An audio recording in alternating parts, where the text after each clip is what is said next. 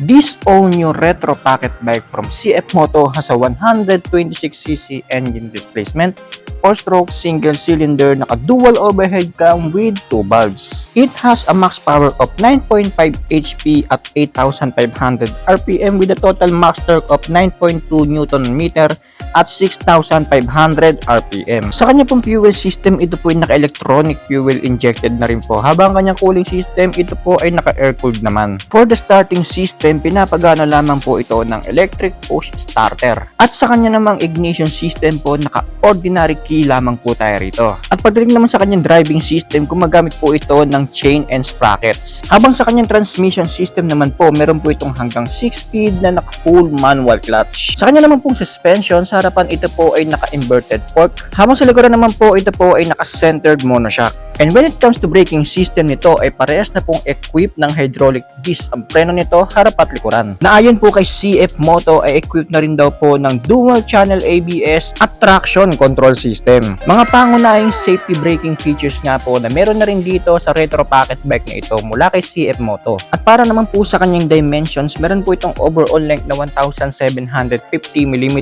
overall width na 700mm at overall height na 975mm. At meron naman po itong napakababang seat height with a 760mm, habang ang kanyang ground clearance naman po ay 150mm.